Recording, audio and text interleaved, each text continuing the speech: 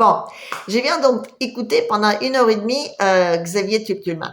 Voilà, donc c'est un reporter de guerre, quelqu'un très sérieux, qui est donc spécialiste sur des chaînes très très sérieuses, telles que LCI, BFM, enfin tous les centres. Et donc il est en Ukraine là-bas. Donc c'est de là-bas qu'il a fait donc une émission spéciale. Donc il a parlé pendant 40 minutes, il a répondu aux questions, tout ça. Non, c'était très riche, c'était très pas du tout documenté, mais enfin je veux dire, je vais pas croire sur parole, voilà. Et donc c'était très très intense.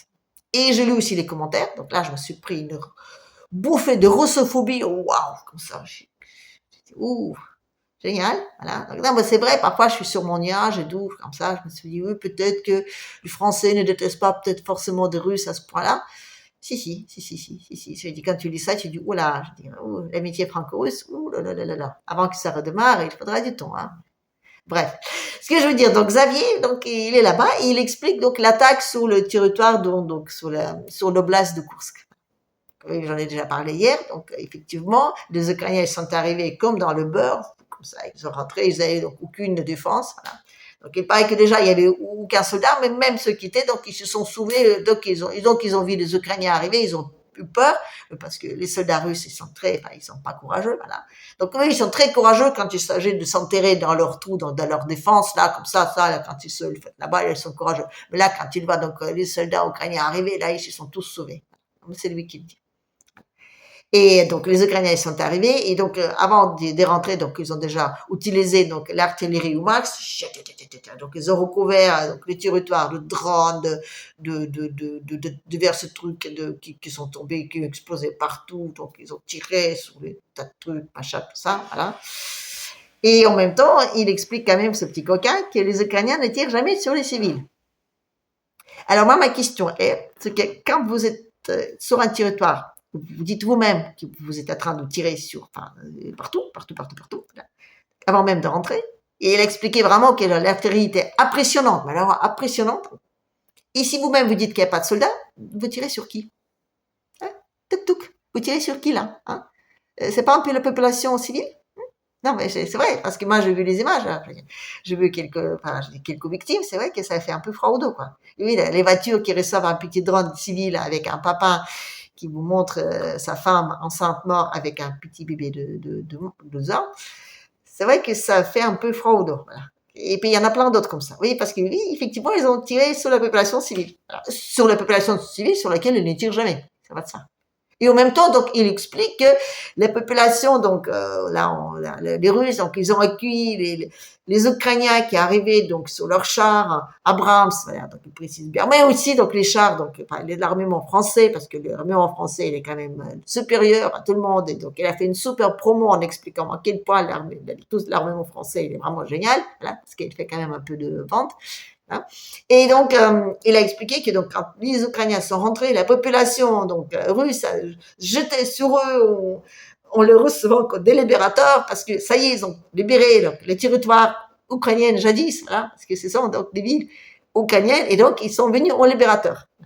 Non, mais pour tous ceux qui disent que c'est un peu du pipeau, tout à fait vrai. C'est vrai que, ben, oui, c'était avant la capitale d'Ukraine. Oui, c'est vrai. La première capitale d'Ukraine, donc quand l'Ukraine était formée, donc juste au début de l'Union soviétique. Voilà, parce que l'Ukraine, je dis, il existe depuis que donc, enfin, il y avait la révolution. Voilà. Donc ils ont donc fondé l'Ukraine et leur première capitale, donc c'était à Souzda. Voilà. Après aussi, on peut dire que la capitale de toute la Russie, c'était Kiev, la toute première capitale. Donc, on peut dire peut-être que c'est tout à fait légitime d'échanger les capitales. Hein. Donc, vous prenez votre capitale donc de base et les Russes prennent la leur. Voilà. Non, mais c'est vrai, ça vous paraît un peu rigolo, mais c'est intéressant cette histoire de capitale. Parce que vous savez pourquoi est-ce qu'il n'y avait pas de soldats russes là? Oui. Parce que oui, on explique tout le temps que les Russes ils vont envahir toute l'Ukraine et tout, mais vous savez que de là où donc ils sont là, les Ukrainiens, et Kiev, il y a très peu de temps. Non, mais c'est vraiment juste en face Kiev, voilà. Et comme les Russes ils sont tellement intéressés donc d'aller envahir Kiev qu'ils avaient aucun soldat là. C'est ballot, hein. Ah, si, ils en avaient quand même. Si, ils en avaient. Parce que je vous rappelle qu'il y avait donc des grands attroupements de forces ukrainiennes qui étaient juste à la frontière avec Bélarussie. Et la Bélarussie, elle est juste là. Oui. Et donc, c'est pour ça que quand on dit, oui, ben, comment ça se fait que les Russes, ils ont pas vu qu'il y avait des soldats là, prêts à attaquer, ben, ils ont pensé que c'est pour la Bélarussie. Parce qu'on essaie quand même de faire entrer la Bélarussie en guerre. Et c'est logique. Mais, ouais. Voilà. Et Batko, il est soupolé, là. Il est beaucoup plus soupolé que Poutine, qui sait tout le temps, je dis, ouais, cool, là, qu'on se calme, on réagit pas, tout ça. Batko, lui, il dit, moi, Batko, c'est le président. Donc, c'est comme ça que les Bélarusses l'appellent, enfin, je veux dire, petit père, quoi. Ils l'appellent comme ça, on va dire, comme ça. Eh ben, c'est un grand dictateur. J'oublie de préciser. Donc, lui, il dit que lui, il est daltonien, il ne voit aucune ligne rouge. Donc, il me dit, si nous, on attaquait, on répond direct. Enfin, toujours en train de, voilà. Parce que là, pour le moment, il y a quand même plein de trucs qui survolent son territoire. Il y a des drones, des missiles, tout ça. L'Ukrainien, je vais dire, il survole son territoire. Il lui dit, il réfléchit, il avise. Non, mais il faut pas qu'il rentre en guerre. Non, non, non. En revanche, les troupes qui sont là-bas, oui, c'est normal, ils peuvent aider. C'est normal. Et les troupes russes, ils sont là-bas aussi, donc ils vont venir pour, enfin, je dirais, les Russes, ils arrivent, même s'ils sont sauvés très vite parce qu'ils ont peur, bon, là, ils reviennent. Ils ont moins peur, donc ils reviennent. Et c'est pas du tout vrai qu'ils vont retirer leurs troupes qui sont donc positionnées donc vers le sud, vers tous les républiques, la Russie d'une façon complètement affreuse, en train de se. Bref, ce que je veux dire, c'est que tout ça, ça me paraît complètement foireux, mais bon, c'est comme ça. Alors donc lui, après qu'il a expliqué à quel point donc l'armement français est génial, donc il est dénigré au max donc tout l'armement russe, voilà, en expliquant que leurs phares, là, les bombes flânantes là, vous savez, qui font des grosses dégâts, donc que eux donc ils sont comme ça, ils tombent n'importe où, enfin ils ont aucune précision, rien, alors que l'armement donc de l'OTAN et notamment français, il est vraiment très précis, très bien, et donc il tombe dans le territoire donc, où il n'y a aucun soldat, mais où il y a les civils sont là à acclamer donc les sauveurs. Non mais c'est même pas logique, quoi. C'est même pas logique. Mais bon, bref, peu importe. Alors donc on demande pourquoi, parce que pourquoi ils sont allés là. Donc déjà première chose, donc lui-même il dit que donc il y a le robinet pour fermer le gaz qui arrive en Europe. Bon, L'Europe, elle va quoi? Elle va ouvrir deux trucs de charbon. Ah bah oui, pareil que c'est ce qu'il fait. Voilà. Donc, oui, l'écologie et tout ça, je dis, ça passe un peu à la trappe. Oui. C'est pour ça aussi qu'il a dit qu'il voudrait bien prendre donc la AES, enfin, je veux dire la centrale nucléaire de Kursk pour échanger après contre donc une centrale nucléaire de Zaporogie. Mais parce que le Zaporogie c'est le territoire ukrainien, mais c'est les Russes qui la contrôlent. Voilà. Et donc les Ukrainiens depuis 2 ans ils essayent de la récupérer. Mais moi je me dis pourquoi vous ne le récupérez pas directement? Pourquoi vous êtes obligé d'échanger? Ah bah oui, j'ai oublié parce que l'autre il est protégé par l'armée et pas celle-là. Ah oui. Mais comment vous allez faire sans tirer sur les civils? Parce qu'il paraît que les Ukrainiens ne tirent jamais sur les civils. Non mais tout ça, je dis encore une fois, je dis c'est fou. Ouais. Et donc il a expliqué aussi que donc les Russes, c'est pas possible à quel point ils sont nuls parce que ils étaient prévenus, il paraît que donc ils allaient attaquer, mais qu'ils n'ont pas cru. Donc déjà ils ont dit qu'ils n'ont pas vu donc qu'il y avait l'armée. Bon ça ils ont vu, mais ils n'ont pas. Non mais c'est vrai, les Russes ils n'ont pas pensé un seul moment que les Ukrainiens vont venir là. Non, c'est vrai, c'est vrai. Ils n'ont pas pensé un seul moment. Et pour cause, ben, c'est complètement con.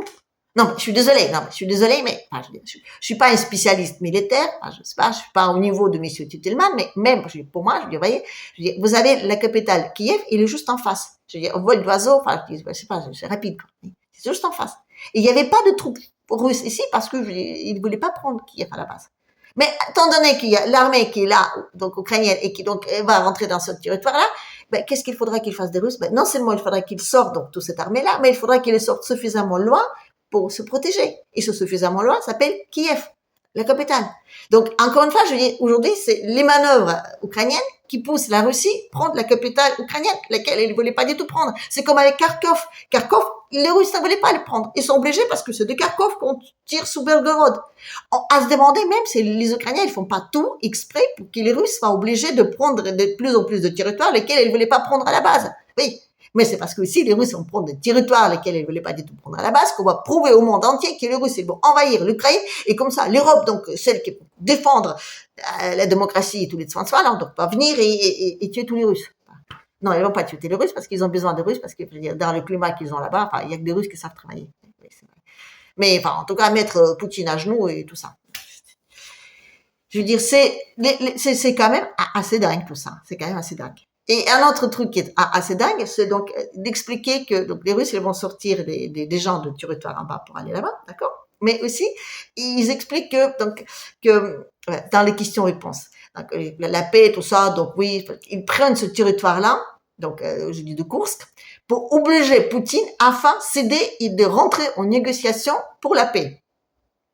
Bon, je sais pas si vous le savez ou pas, moi je dis depuis quand même, avant même la guerre, il parlait de négocier. Hein. Il disait que voilà, qu'il aimerait bien négocier. Il passe son temps à dire qu'il veut négocier, il passe son temps à dire qu'on va négocier, mais personne ne lui croit, hein, normal. Voilà. Et donc les Ukrainiens, eux aussi, donc ils veulent négocier, voilà.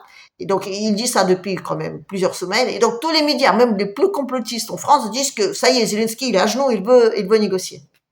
Mais enfin, les mecs, il veut négocier comment? Il veut dire que c'est pas lui qui va décider, c'est le peuple ukrainien. Voilà. Et pour que le peuple ukrainien il décide, il va faire un référendum.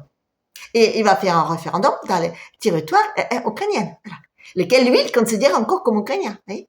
Lesquels les Russes eux ils considèrent comme les siennes. Voilà. Donc on a donc 4 on va dire régions hein, qui sont un peu comment dire entre les deux. Voilà.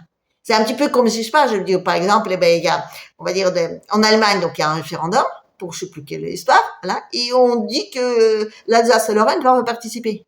Ben, on dirait, mais pourquoi? Non, c'est vrai. Ah oui, parce qu'avant, ils étaient allemands. Oui. Mais enfin, ça se tient pas, quoi. Non, mais surtout que ça ne tient pas, c'est qu'il sait très bien, Zelensky, que les Russes vont jamais accepter qu'il y ait un référendum organisé par l'Ukraine dans ce territoire-là pour demander s'ils veulent être russes ou ukrainiens. D'autant plus qu'il y avait déjà un référendum. Et ils ont déjà voté. Mais on a expliqué que c'était faux. Et là aussi, qu'est-ce qu'il vous dit qu'ils vont pas dire que c'est faux? Oui, parce qu'il paraît que Poutine, il achète la paix sociale. Oui, parce que là, dans ces républiques-là, donc, qui étaient quand même plutôt maltraités, je dirais même très, très, très maltraités par leur propre pays, là. Les Russes, là-bas, ils investissent énormément. Donc, ils font des routes, ils font donc les écoles, les hôpitaux, enfin, les trucs de garderie. Ils construisent des baraques, des apparts avec les clés en main. Oui, ils ont du mal à les remplir parce qu'ils flippent un peu les autres. Vous savez qu'il y a énormément d'Ukrainiens qui sont immigrés en Russie, hein. Oui, énormément. Voilà. Oui, c'est d'ailleurs le pays dans lequel ils ont immigré le plus. Et c'est pas seulement l'Europe. Ils se détestent à tel point que c'est là-bas qu'ils vont. Voilà. Donc aujourd'hui, on essaie de repeupler mais ils flippent. Ils flippent que donc l'armée libératrice ukrainienne viendra de les massacrer comme ils l'ont fait ça depuis 2014. C'est quand même assez génial. Non, mais ce qui est génial, c'est que lui, il pense que les Russes vont gober ça. Non, mais cela dit, en Ukraine, enfin, en Occident, on l'a gobé. Oui, en Occident, quand même, on l'a bien gobé que Zelensky, donc, il veut faire un référendum parce que, oui, il est démocratique, il veut demander au peuple de se prononcer. Mais encore une fois, c'est juste pour prolonger.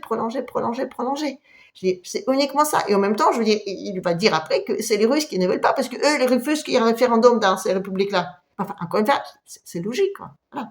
Donc, tout ça, c'est logique, mais en même temps, je veux dire, pour savoir que c'est logique, il faut un tout petit peu approfondir les choses. Et ça, on les fait pas. Voilà. On entend juste un petit bruit par-ci, un petit bruit par-là, et voilà. Donc, on fait notre propre conclusion, quoi. Et c'est vrai que Xavier, là, il était bon dans son domaine, voilà. Donc, il a même expliqué que les Rafales étaient supérieurs aux F-16, voilà.